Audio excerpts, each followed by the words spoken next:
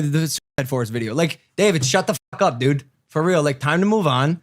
We get it. You're hot shit now. But I think I can speak for everyone who knows you. If you keep this attitude up, your time is coming. David Dobrik has been a content creator for a very long time now, and although him and his vlog squad have taken over YouTube, it seems as though they are now falling apart. Coming in number 10, Logan Paul. I walked in here during the party yesterday in the garage, this room, by the way, off limits, and David Dobrik and Corinna were sitting on the set. Now, despite having praised David Dobrik in the past for his content creating abilities, Logan Paul has called David out on a number of occasions. In particular, Paul claimed that David had actually broken into the set of his Impulsive podcast during a party in June of 2019. He noted that David never asked for permission and alluded that Dobrik was most likely filming a vlog where Logan would be the butt of the joke. Now, Twitter users are pointing to a specific episode of Impulsive, though, where Logan actually spoke at length, exposing David and the vlog squad for a number of controversies. His main issue with David was that he would not drop the Japan forest video that Logan had recorded years back. He made sure to let David know that if he keeps this self-righteous attitude up, that his time will come too. Coming in number 9, Liza Koshy. There has been many things that led up to the destruction of David Dobrik's career. One of those was the lockdowns in LA. This immediately stunted what he was able to do with his usual high-octane vlog videos. On top of that, he was under fire for sporadically pretending to speak in Japanese while picking through snacks with his ex-girlfriend Liza. He also began pretending to read the packages, even at one point saying, "It's not racist, that's like the sounds I hear when they talk." After he makes the comment about how his actions are not racist, Koshy replies with, "No, it's not racist as long as I keep saying no." Then throughout 2 videos, she continues to say no every time Dobrik mocks speaking Japanese, which obviously doesn't stop it from coming off as racist, and he felt the full force of the internet on that one. Coming number 8, H3H3. Ethan Klein from the H3H3 podcast has no bones about exposing YouTuber David Dobrik, and he has warned people about the problematic content creator before. Recently, he took to Twitter to call out David and his close friend Scotty Sire for trying to cover up Seth Francois'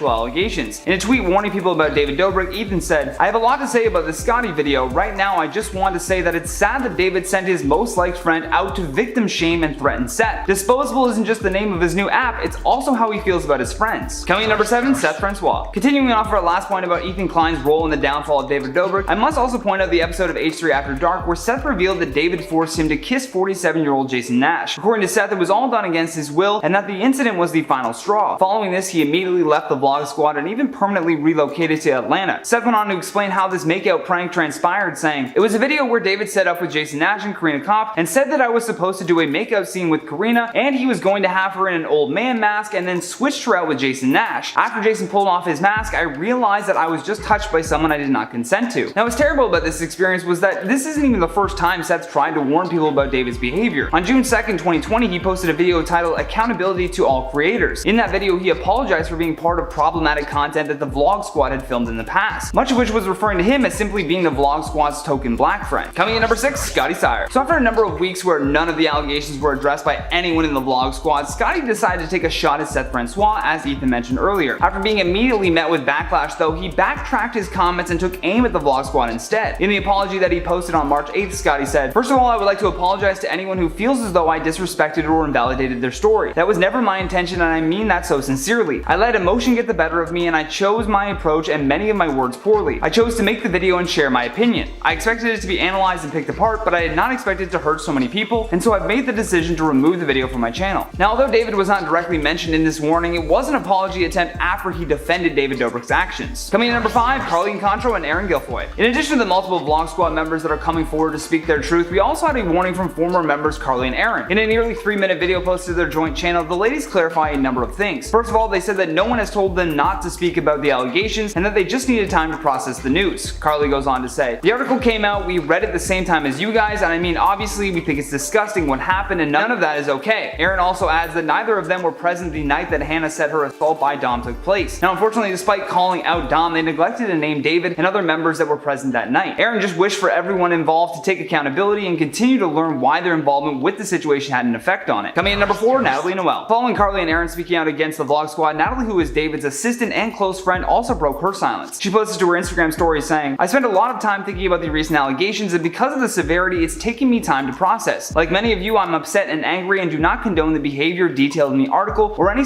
misconduct for that matter. I want to make it clear that I acknowledge, hear, and support those who came forward, and I stand by the victims. And I mean, for his assistants to speak out on the matter, then you know for sure that they have not been told to stay quiet by anyone. I say that because I know that there was a rumor going around on Twitter that his people were protecting him. Again, without naming, you know who is at the helm of all of this debauchery. It's David Dobrik, and anyone reading through the lines on these several statements can see that. But don't take my word for it, I have several more examples coming up where David is expressly being called out. Coming at number 3, Nick Kiswani. Nick's allegation towards David and the Vlog Squad could be the real ace in the hole that took down David. While appearing on the H3H3 podcast, Nick shared that his time with the Vlog Squad severely damaged his mental health, and that in addition to this, he already suffered from a rare form of dwarfism that resulted in him becoming blind in his left eye. While he was with the Vlog Squad, Nick was repeatedly mocked for his height and his disabilities. He goes on to tell Ethan, "I felt worthless being in those videos. I was like, dude, why am I even like here? What's the point of my existence? Because I was just being treated like this punching bag." In addition to this, he also called the group as a whole toxic and very much like a cult, adding that he would often come home mentally drained from filming with them and constantly being stressed about how he was going to escape from this. Coming in number 2, Danielle Bregoli. Believe it or not, but even rapper Bad Baby has joined other influencers in calling out David Dobrik. In a quote tweet attached to a video posted by Ethan Klein, Danielle said, "I got my own story about these two creepy f***s and he owe me money." Yikes, this is one person that you do not want to owe money. Danielle also added some fuel to the cancellation of David Dobrik after Ethan Klein said, "David's MCN is trying to remove this clip from the internet. This is straight up sexual assault and he did it to him twice. Absolutely infuriating to hear him talk about it so joyously, knowing the trauma it caused Seth." Which does suggest that someone on David's team may be trying to bury some of the content that does make David look bad. Last but certainly not least, on our number 1 spot, Trisha Paytas. Perhaps one of David Dobrik's most vocal critics, Trisha Paytas, has been calling him out for a long time now, but unfortunately no one would listen. In defense of what happened to Seth, Trisha said, "I was really triggered by what Seth said because I've been dealing with this now for 2 years from David fans and just other people who love to deem me as crazy." Not too long after this, a video resurfaced where Trisha is clearly confronting both David and Jason Nash about the makeup prank with Seth. In the clip, you can hear her saying that Jason always threatens to leave her whenever she questions his content, and David is constantly gaslighting her, saying that being mad about the prank is just crazy. I mean, have a look for yourself. She was upset that I was going to make out with Seth, and so I flipped out. You being mad about the Seth? Well, that's not true. I was here. Being mad about the Seth makeout thing is crazy. It's crazy. It's crazy. I said to you specifically, don't have a make out with guys, girls, moms. I don't care. Like, I won't. What if he was in a movie and he had to do that? It's not a movie. It's David's vlogs. No one. He doesn't get The exposing of David Dobrik has not stopped whatsoever since our last video in this series. And at number 10, we have Gabby Hanna. Gabby Hanna was an original member of David's squad, but she abruptly left the group in 2017 and didn't really give a reason as to why. But recently, she has posted some really shady tweets that many are thinking are about David. On March 24th, only a day after David's second apology was posted, she tweeted out, quote, "I'm about to get into some legal trouble and I'm gonna effing like it." Then a few days later, on March 28th, Gabby tweeted out, quote, "Lawyers calling me on a Saturday. Here we go." People speculated that this was Gabby talking about David and the Vlog Squad. Around this time, more clips from old vlogs were also coming out, mostly showing how badly other women in the vlogs were treated, like one compilation showing the group savagely making fun of Gabby's looks and her weight, proving how toxic the group was to women. And at number 9, PewDiePie. YouTube's king, PewDiePie apparently is not surprised by everything that's getting exposed about David Dobrik, and says that he always got a strange vibe off of David. After the story surrounding David and his squad went viral, Felix spoke about it on a live stream, where he said that he wasn't surprised, and he said previously that David would meet his downfall at some point, with Felix adding that he always got, quote, Logan Paul vibes from him. Felix added that he thinks that David will be fine and be able to come back at some point, but he was pretty happy that his vibes surrounding David were confirmed. And at number 8,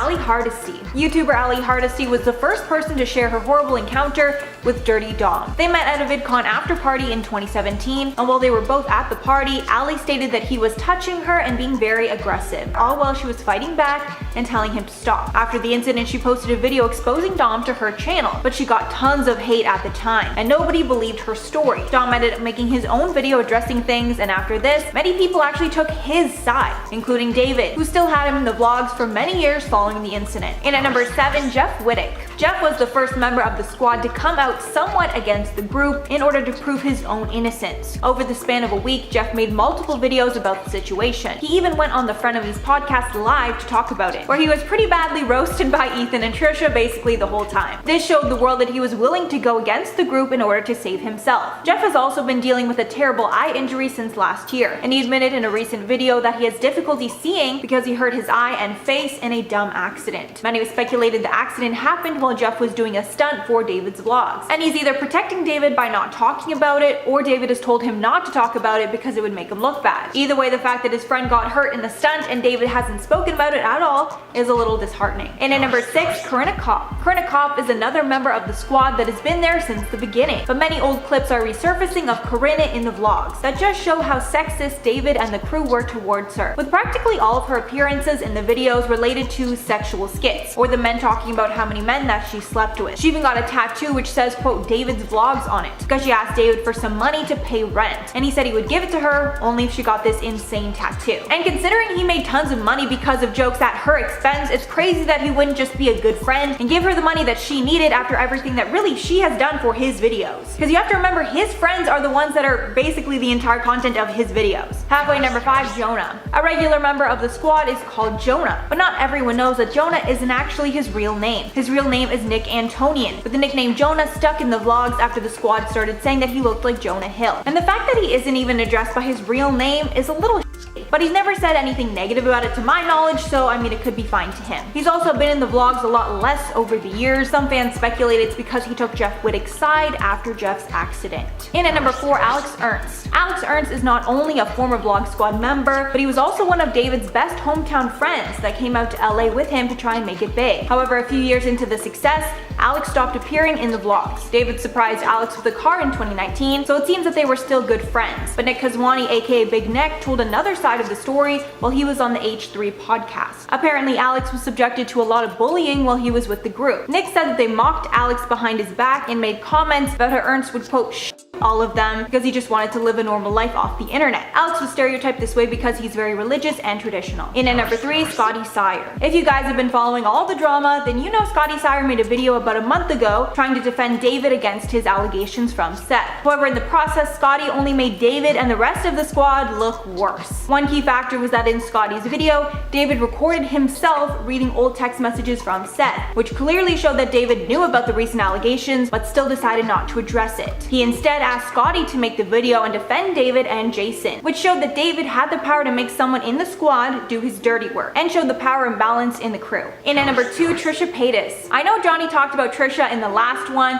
but she has just done so much exposing that it's hard to fit it all into one point. Trisha Paytas and Ethan Klein have been going after David and his group for months on their Frenemies podcast. After David uploaded his first apology, Trisha and Ethan exposed that David's lawyers tried to stop the Insider article from going through. Trisha also said that David tried to discredit her mental health and tried to get her statements in the article thrown out because she struggled with mental illness in the past. After David uploaded his second apology and addressed Trisha by name, Trisha went off on Twitter, poking holes in everything that he said. She also pointed out how he didn't make a sincere apology until he lost sponsors, which is honestly something that we all just shouldn't forget so easily. And finally, at number 1, David Dobrik himself. Honestly, after everything that I've seen online, David Dobrik did more to expose himself than really anyone else on this list. Specifically, his Views podcast seems to be where he was the most vocal about controversial stories from his past, and is really where people have gotten the most fuel for backlash against him. In uncovered clips from the podcast, David has made tons of insensitive jokes with his co-host Jason Nash. As well, old clips from vlogs are resurfacing, showing racist and homophobic jokes from him and his squad, as well as a lot of behavior that's just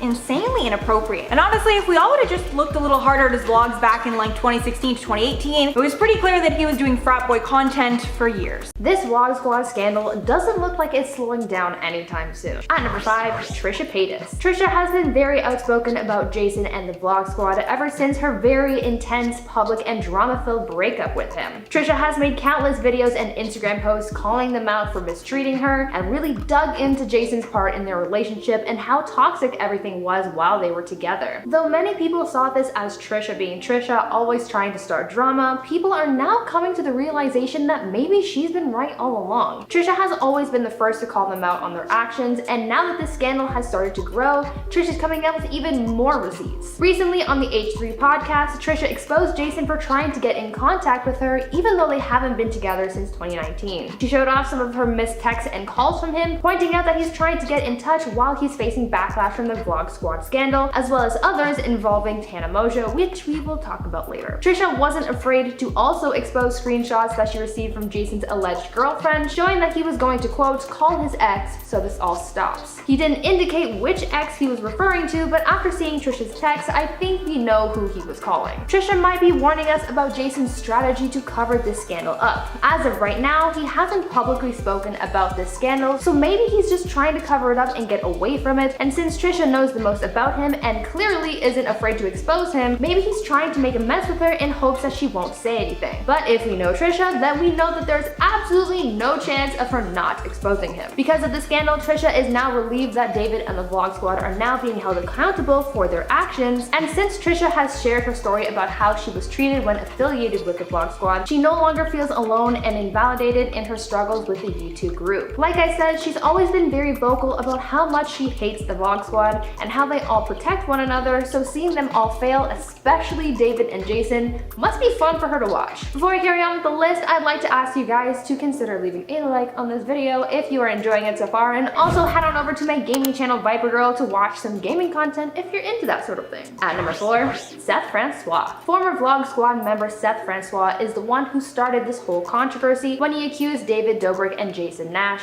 of assaulting him for a prank. David was known for doing a lot of prank videos back in the day, but clearly one of them went too far. In one of David's prank vlogs from 2017, David told Seth that he was going to be kissed by fellow Vlog Squad member Corinna Koff for a bit. Because he assumed that he was really going to kiss Corinna, he agreed to the bit, but at the last minute, Corinna was switched out for Jason, and that's who Seth ended up kissing. Seth was not okay with this prank because he didn't consent to that kind of physical contact with Jason, and the whole situation made him feel very uneasy. He kept this to himself for a long time before coming forward to talk about it. Seth said that this was a and that he was traumatized from this prank. When speaking out about Jason and David, Seth recalled that soon after this prank, they started distancing themselves from him, and that after he started thinking about this prank as, quote, criminal activity, it helped him realize that, quote, they're hiding from me because they can't have the world know that the big secret within the Vlog Squad is probably my abuse, end quote. Seth also says that he feels as though they've, quote, profited off his trauma, but also says that this prank isn't the only thing that he demands accountability for. In August 2020, he spoke with Insider about the Vlog Squad's past racist jokes and skits and asked them to take accountability for their actions. Seth tried to warn us about the Vlog Squad's habits before this scandal blew up, maybe to prepare our perceptions of the Vlog Squad, so that once allegations like his started to come forward, they would be taken more seriously, since before then, these YouTube friends have been pretty scandal-free for the most part. At number 3,